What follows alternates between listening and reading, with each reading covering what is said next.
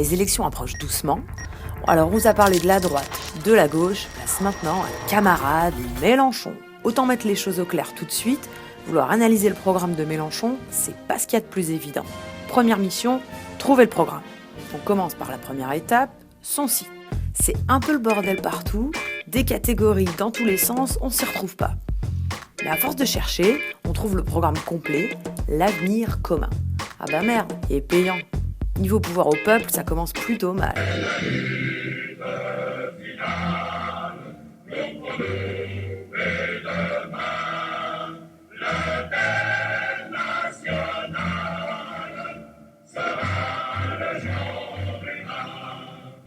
Une des mesures phares de Jean-Luc, c'est la refonte des traités européens, selon les contributions faites par ses partisans. Oui, donc toi, là, si demain tu veux soumettre ton idée d'avoir par exemple Joule comme hymne national, ben tu peux le faire. Vernon Mandel, allez, let's go. Ils parlent de moi, mais je les laisse, gros. Dieu t'a gâté, je pas la laisse, gros.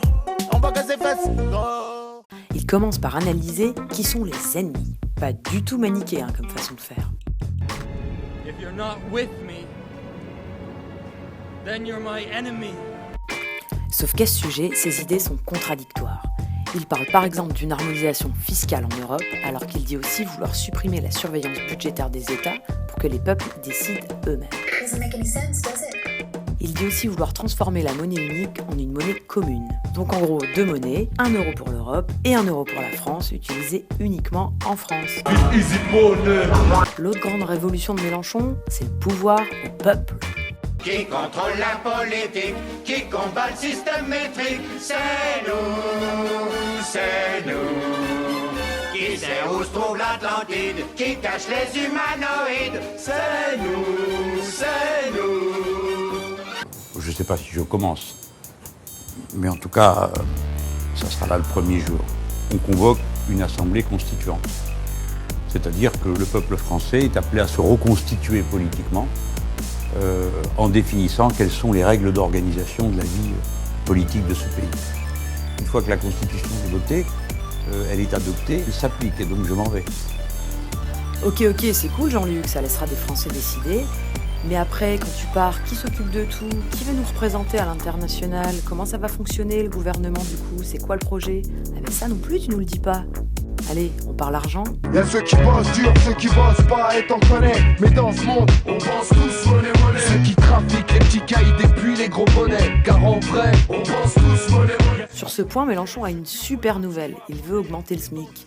Pourquoi il faut aller travailler le dimanche pour être mieux payé? Il faudrait être mieux payé le reste de la semaine. Il faut donc augmenter le SMIC, augmenter les salaires. 1700 €, vous proposez. Écoutez-moi, Oui. S'ils ont besoin de temps supplémentaire, Oui. alors ça veut dire que ça vaut la peine de réduire le temps de travail. Parce que quand on a fait les 35 heures, on a créé 350 000 postes de travail qui ont coûté moins cher qu'un seul des postes créés soi-disant par Monsieur Gattaz avec le crédit d'impôt. Donc, les gens veulent travailler le dimanche, pas parce qu'ils aiment travailler le dimanche. Bien sûr qu'il y a quelques personnes, Monsieur Bourdin, je vais pas vous dire le contraire, celui-ci, celle-là, mais c'est une ultra-minorité. La majorité, qu'est-ce qu'elle veut? Meilleure paye et du temps pour s'occuper de la famille. Donc, faut pas aller travailler le dimanche. Wow, tout doux Jean-Luc, calme-toi. Oui, bon, ok, on est tous d'accord là-dessus. Finalement, c'est un peu ça le but dans la vie, non? Réussir à rien foutre. Sauf que Jean-Luc, tu fais comment pour augmenter le SMIC et baisser le temps de travail? Tu vas le chercher où l'argent?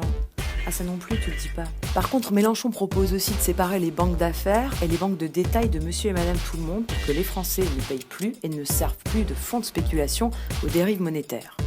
En fait, cette loi, elle a déjà été votée en 2013, mais n'a jamais abouti à aucune séparation. Le rapport fait en 2015 explique que seulement 2 des 6 banques concernées s'engagent à rassembler leurs activités les plus risquées dans des filiales disjointes. Autre arme de séduction massive de Mélenchon, l'environnement. Nous serons d'accord pour la règle verte. Vous savez, j'ai proposé ça pendant la campagne. C'est-à-dire, on ne prend pas plus à la nature que ce qu'elle peut reconstituer. C'est un magnifique défi technique, parce qu'en réalité, personne ne sait comment on doit faire au juste. Il faut donc chercher. Et qui va trouver? Pas 3-4 têtes d'œufs dans un bureau. Les gens à l'entreprise, dans le travail, dans la recherche scientifique vont trouver. Donc, vous et moi, on sera d'accord pour dire que pour imposer la règle verte, on va donner la priorité à l'investissement, à la recherche, à la science, à la parole ouvrière et salariale, plutôt que au comptable qui vient dire il faut me cracher du 10% de rendement à la fin de l'année. Faut l'avouer, il tape fort avec sa carte de l'écologie. Il a l'air sincère. te souviens, un peu comme la fois où il jouait à la blogueuse culinaire pour Gala. De l'avenir, il ne faut pas tailler trop gros ni trop petit. Là, vous avez des cubes d'avocat, des petits bouts de tomates, des petits bouts de concombre, et puis il y a les petits bouts de crevettes. Voilà, c'est le taboulé quinoa. Avec toutes ces mesures, il se place un peu en candidat anti-système, donneur de leçons. Je vous ai lu, c'est vous qui avez écrit. Bon, j'étais prof de français, donc je repère les pompeurs très facilement. Et puis quoi qu'il arrive, de toute façon, c'est toujours la faute aux méchants journalistes. À quel journal? Mais on s'en fout du journal, ils sont tous nuls. Libé, Le Figaro, Valeurs Actuelles, c'est que des journalistes minables qui déversent leur débilité sur du papier. Tu fermes ta gueule. Mais bon, il faut pas oublier que niveau implication dans la vie politique, il est plutôt bien dans la matrice, Jean-Luc. La matrice est un système, Néo. Et ce système est notre ennemi. En 92, il appelle à voter pour le traité de Maastricht, puis finalement, il regrette. Maastricht, c'est le contrepoids politique à la libre circulation des capitaux et des marchandises. Si le oui donc l'emporte, eh bien là aussi nous irons dans un monde nouveau, il ne faut pas se le cacher. Il se présente au poste de secrétaire général du PS face à Hollande en 97. Il est ministre délégué à l'enseignement professionnel du gouvernement Jospin sous Chirac. Il soutient Fabius à la primaire du PS. Ouais, anti-système, vite fait. Depuis la dernière fois, la chaîne YouTube qui porte ces revues est devenue la première chaîne politique. Et là où Jean-Luc a mis le paquet sur son programme, c'est avec sa com.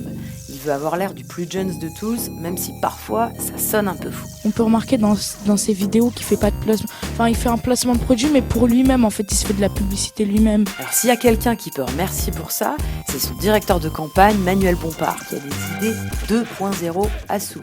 La méthode Bayou inspire les autres partis, notamment les amis de Jean-Luc Mélenchon. Bonjour, c'est le Front de Gauche, c'est pour un petit sondage matinal.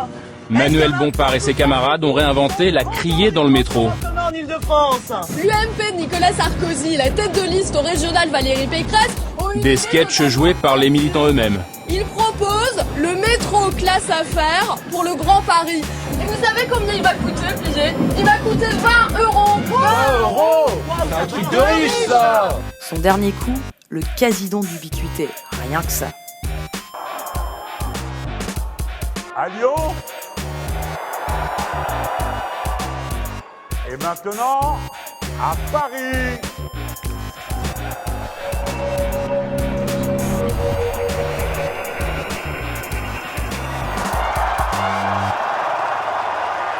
Je suis capable de générer des hologrammes parfaitement réalistes, comme celui-ci. Et il m'est aussi possible de modifier votre aspect, comme ceci.